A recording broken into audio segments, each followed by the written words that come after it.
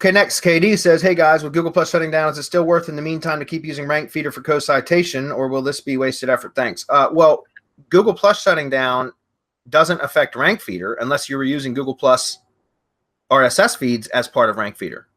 Does that make sense? And Lisa can talk about that too, but rankfeeder is about combining feeds together or adding multiple feeds to create a feed, which creates co-citation.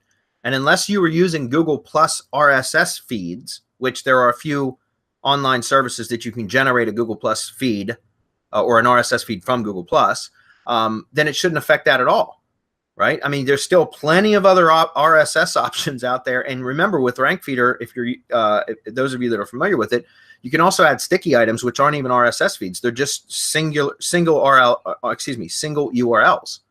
And you can add those as sticky items to blend in with the overall feed to create that additional co-citation. So again, Google Plus is just one of many different things that you could include into rankfeeder. Lisa, do you want to mention something about that? Yeah, actually, if you were using some of the Google Plus feeds in some way, what happens when a feed disappears is that rankfeeder just starts ignoring it. And if it ignores it a certain number of times, like for a long period, then it will just be removed and you're, but since you can go in and edit your feeds, they're not, one shot and you're stuck with whatever you put in there. You can also go and replace the missing Google Plus RSS feeds with other things. There you go. So you can completely update it, to keep them fresh and relevant with the same URLs that were generating power for you up till that point. And KD, a couple of options, would be Google Plus, or excuse me, Google Sites. Also, the GMB.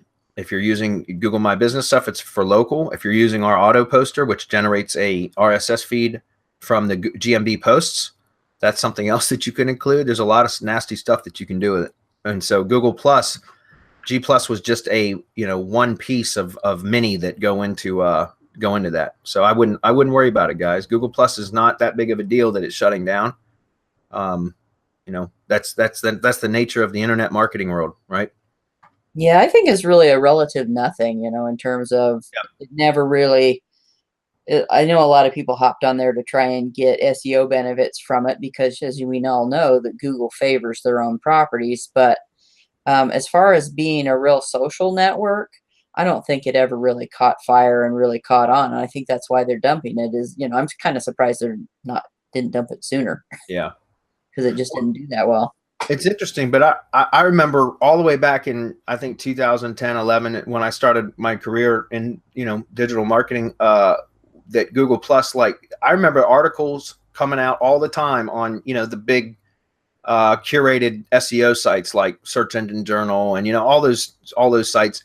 And and also like Social Media Examiner and all that. All the time, I remember articles coming out saying Google Plus is dead. Google's killing Google Plus. This and that. And for years, I've seen articles like that.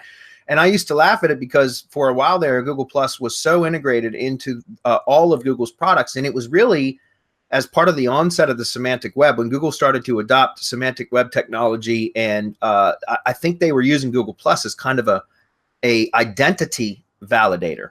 Right? It was a way to associate a profile with an individual, like a Google account with an individual, and then that way it would attach that profile or identify that person as being real because that Google Plus was now integrated with all of other Google's products. And I think it was a way to originally was to kind of reduce spam, believe it or not. And I didn't think that they were ever going to shut it down, but apparently after just being beaten to death in the social media world by all the other platforms for so many years, Google finally decided to remove it. And that's, they've been taking steps for the last year and a half, 2 years.